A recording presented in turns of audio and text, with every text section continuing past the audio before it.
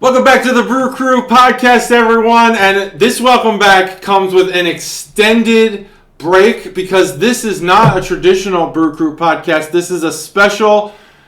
We've been dying to do it. We've been waiting for it. We've been talking about it week after week. This is the special episode 1, week 1, day 1 of the Advent calendar, the Brew Crew podcast. This is like our annual special event that we're pretty much just going to have in perpetuity now. It is awesome. The crowd goes wild. I'm here with everyone's favorite stepfather-in-law, Chuggalos Phil. Welcome back, Chuggalos Phil. Thank you. I think maybe you did 2 episodes throughout the year that weren't Advent. That's right. Two or 3. Yep, that I can remember. But now, we're going to get our daily dose of Phil, whether we're together or not. I'm going to make sure that we get the videos posted. It's excellent to have you back, and I've great to be caught back. wind that you wanted to start the Advent calendar. I do. I can't wait. Well, we had so much fun last year, didn't we? We had just such a so great time. awesome. And as someone who starts every episode of the podcast, I'll throw it to you. Feel free. Well, for this particular auspicious start of day 1, Advent calendar 2022, I've decided to recite a poem. I recite poems once every 10 years, I told John, so that's how good I am. Amazing. Really. That's a longer period of time than we do Advent calendars, which is once every December. Yeah. If I did them once every September or December or more, I would probably be better at it. But anyway, I thought I would just share this with my fellow Chuggalos here. Does your poem have a title before you start? No, Countdown to Christmas. It does actually. Countdown to Christmas 2022. All right, so if you're trying to bootleg this and sell it on the black market, this is Countdown to Christmas by Chuggalos Phil. Countdown to Christmas.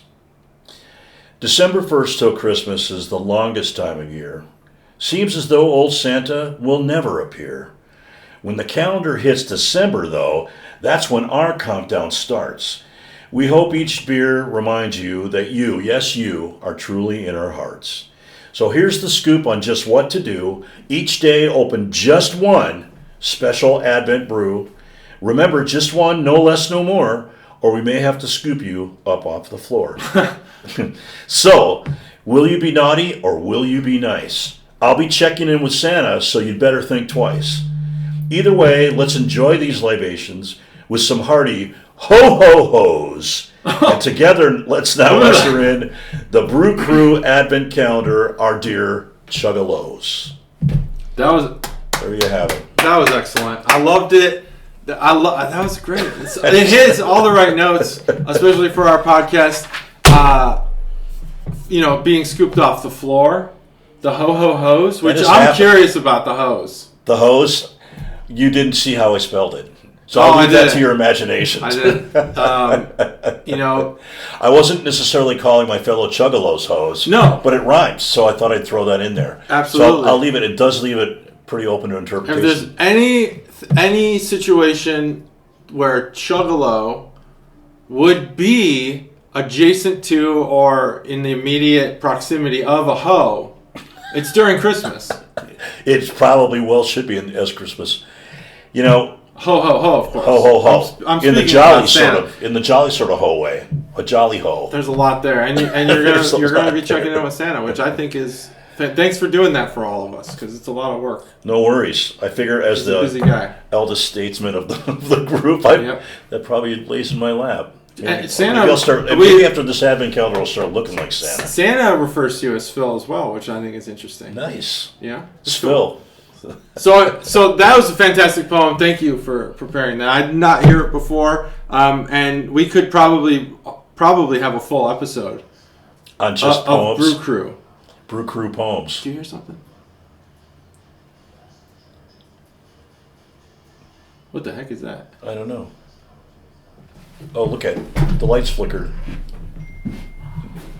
The lights flickered next door in the weight room.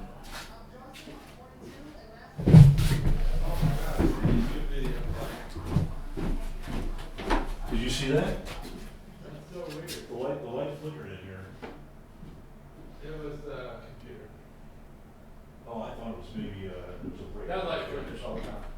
this part. We don't have to redo anything. That was nuts. All right, we're good. So we'll just pretend like nothing happened. Let's see.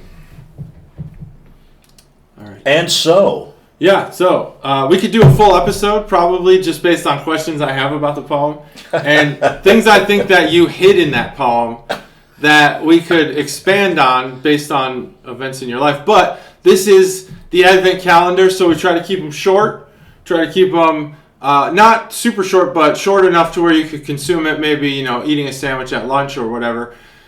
And I do want to send out a congratulations to Equilibrium Brewery because they probably our most watched episodes would be early and then the later ones. And then the one in the middle where we do the whole group, which is coming, spoiler alert, we're going to do that. But yeah, the first episode is probably the most watched. So congrats to Equilibrium because you're going to get a lot of exposure out of this. And that brings us to the beer. It does. So Advent calendar, day number 1. This is Equilibrium Data Points. This is a double IPA. And it has, there's so much to talk about with data points, but we will crack the beer, and then we'll talk about Equilibrium, we'll talk about the can art, and we will talk about the beer itself. Look at all those beautiful data points. Look at those data points, just look fantastic. Just look at them. So if you're curious about the can art, which I'll talk about, you've seen it now. Juggalos Phil has turned the can for you, so we're gonna just go ahead and get loaded. I don't know how often you watch the episodes, but don't crack yet. We just get the pop tab ready to be cracked. We'll count down. Oh, man, premature. That's okay. Ready? 3, 2, 1. All right, there we go. Perfect.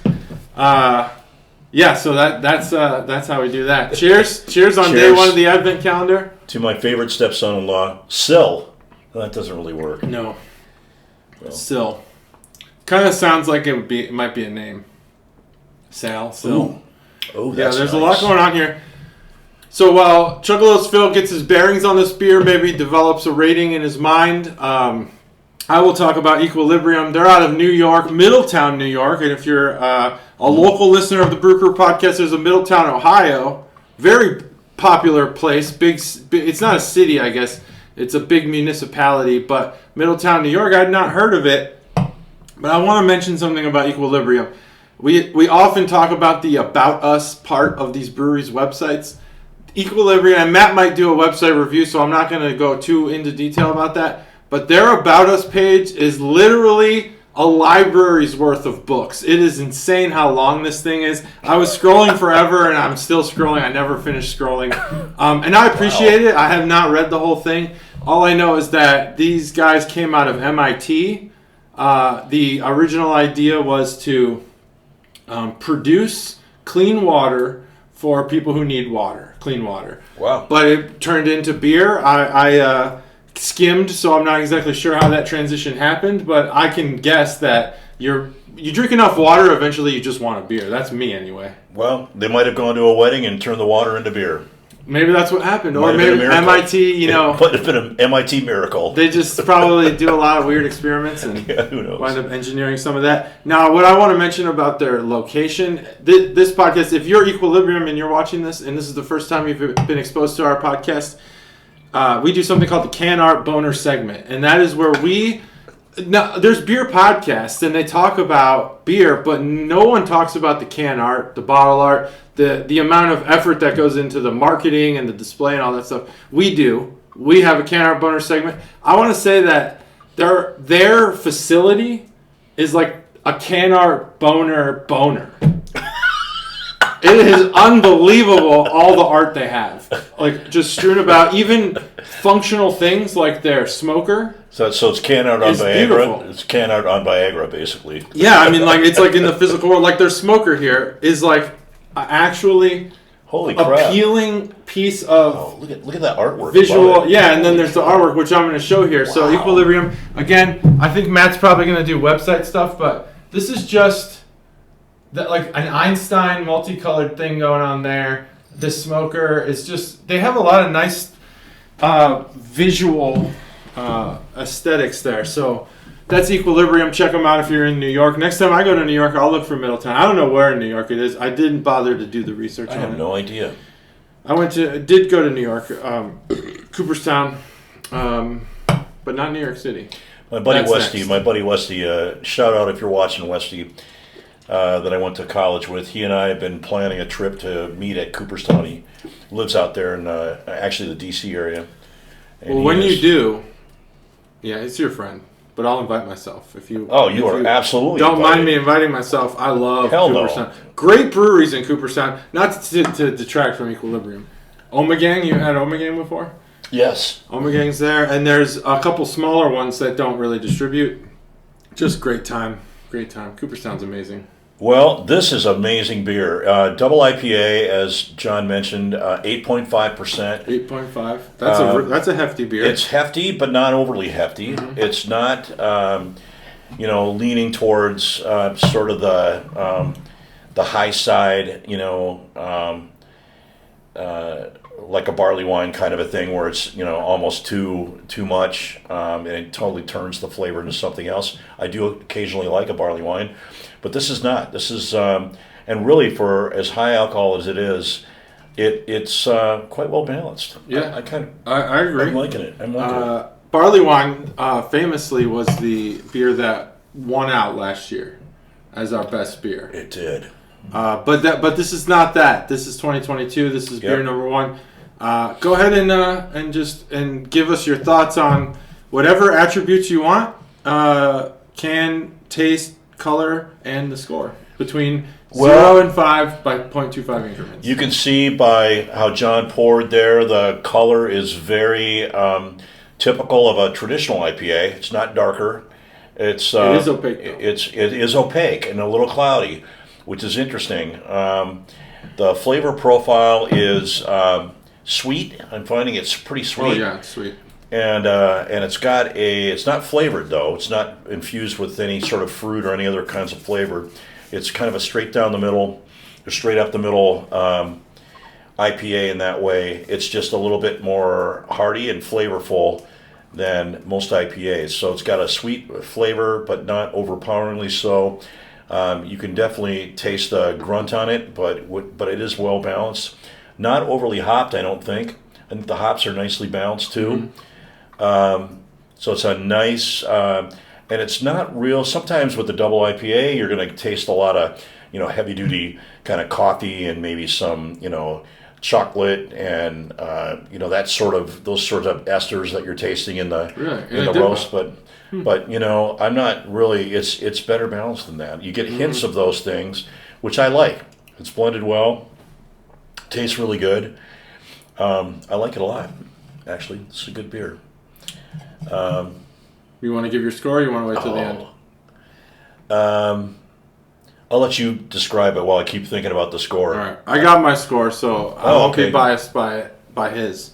All right, so this is the Can Art Boner segment. We'll just do brought to you by Barrel House because they have organized this entire. I don't know if they want to be sponsors of the Can Art Boner segment. People who traditionally provide beer to the podcast are the sponsors. We don't have commercial sponsors. That's right. We allow the people who donate beer to the podcast to be the sponsors. So this is the Can Art Boner segment brought to you by Barrel House. Data points. This can art, it's got a gray background, and really all you're seeing here, besides the Equilibrium logo, are data points. And these data points are arranged in a network style graph. This is a common. You're talking to two data guys here, or you're not talking. We're talking to you. The data is life. This style of data organization and management is very popular right now. Mm-hmm. It's actually how Google, Wikipedia, a lot of different websites and data kind of search engines organize their information. It's also where computer knowledge comes from. Like automated AI knowledge is all built from graph connections. It might be hard to conceptualize how that's done if you're not a data person, but basically if you want to build relationships and understand the world, you do it like that. So that's really what this can art. I could talk about this can art all day. It rarely hits so specifically to me, other than we had the one baseball one. Man, who did that one? It was a Chicago brewery. There was one, and it was just a bunch of mice playing baseball. It's either baseball or data, or drums. You're gonna hit those points with me. I can talk about the can all day. That's the Can Bonus segment brought to you by Barrel House. Thanks, Barrel House. Yeah, Barrel so House. this beer is not transparent. I can barely even see the shadows of my own hand behind the glass. It is golden.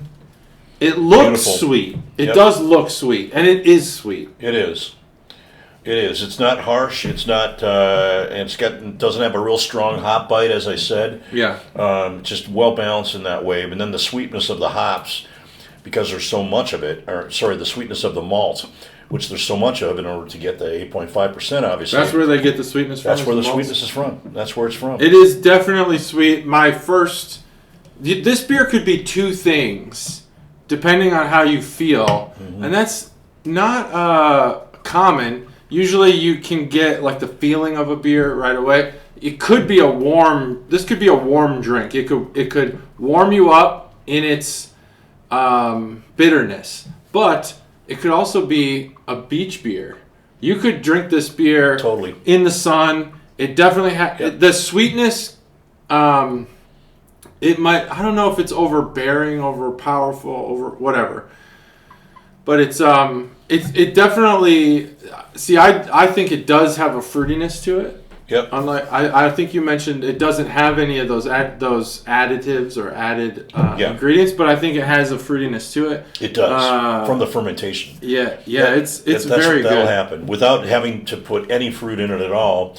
With a higher alcohol content beer, you'll get some of those fruity esters that come out in the fermentation process. So that's very common. Okay. But I agree with you, John. This is the kind of beer that, it's just hearkening back to the game I took, the Reds game that I took Andrew to, sitting out there in the hot sun. You normally wouldn't want to drink an IPA or double IPA. This is the beer that you could drink. You could definitely drink this in the sun. Yeah. It's very refreshing. The only thing my score, I'm giving this beer a 4.5, and the only reason why it's not higher, I think this beer could be a 4.75, and it's going to be very hard for a DIPA or an IPA to reach 5 just because of how many there are. Yeah. A 5, it has to knock your socks off, and this is close. This could be a 4.75. I just personally feel like a tad bit more carbonation would just to make this beer unbelievable. It would give you that baseball beer kind of thing where you at a baseball game you drink a light beer. It's got a lot of carbonation and it's thirst quenching, but you can feel it. I feel like this beer, it tastes great. It's definitely thirst quenching, but you can't feel it. I don't know if that's something I can really describe, but more carbonation would amp this beer up to a better score, 4.5 for me. I'm right up there with you, John. I give this beer a 4.25. It's everything that a DIPA could be and should be for me. For even those that don't particularly care for IPAs, or they sometimes think of an IPA in terms of a West Coast style that's really hoppy and because of that it's really bitter. This is none of those things. This is this is almost like hearkening to an English IPA standard where it's really well balanced and malty, a lot of malty flavor coming through. I like this beer a lot, so 4.25 for me. Excellent. 4.25, 4.5. This is a way to start off the Advent calendar. Equilibrium, excellent beer. Please deliver more. We want to see it. And if you're enjoying the Advent calendar with us, if you have this beer, comment in the comment section, or you can send me your video, and I will post it to our YouTube channel. Or you could always put it on Facebook on our page. It's up to you, really.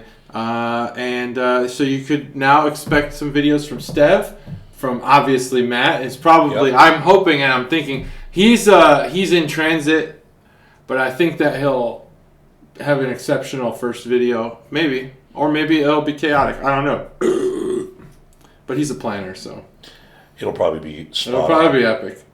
I wanted to say two things. First of all, I had the privilege of picking the order of the beers this year. So down the road, if there's problems with it, you can blame me. But I picked this beer to be first because it represents and to me honors my stepson John. He's an amazing guy. He's an amazing dad. He's an amazing husband, and he's been an amazing, more than a stepson to me. He's been an amazing friend to me, and I've seen him in the way he is at work and the way he is just with his friends and out in public, giving of himself for so many different things, and his kids and baseball and other kids. You know, I just wanted to sort of honor him with this first pick. It's data points, and that's what John does for a living, and he's all about that. So that was the first thing. I just wanted to. I didn't tell you that one. Thanks, Scott. That is epic final statement. I really appreciate that. And one more thing. I want to raise a toast to Barrel House. Yeah, definitely. Like you said. Definitely. I wish I didn't drink it all. You know, did you finish it all? All right. I mean, this beer was good. 4.5. Oh, it's pretty damn really good. Barrel House, they hosted we have a gathering that we all get together. Many that are watching this were there with us. And we went to go select the beers. It's been the second year in a row. It's a lot of fun. They take great care of us, and they do an awesome job there of picking the beers for us and just accommodating us. And they're such gracious hosts that I just wanted to raise a toast to them. So. Yeah. Toast to Barrel House. Thanks, Barrel House. And that event hopefully it's going to grow. It grew this year. It'll grow next year, 2023. Hopefully we can, either 23 or 24, my hope, we have enough people to just rent it out. Rent out the place for a few hours and just be a Brew Crew event. Yep. And that's it, because that would be pretty epic. The amount of beer we bought was insane. I mean, they made thousands of dollars, and they still had like a DJ that night. Oh, yeah. It was nuts. Yeah. Anyway, that's the first episode of the Advent Calendar. If you are a new viewer, there's a lot to learn. We don't really acknowledge burps, but we do them, and we don't, care about it. We have a lot of character on this thing. Thanks for joining us. This is going to be real awesome. Join us tomorrow when we have beer 2. Beer number 2. What could it be? Scott knows the order. Surprise. We'll all find out. Check together. Instagram for the order. It's on there every 7 days. We'll put the next 7. Awesome. Thanks for joining us. Thanks. Bye. See you guys.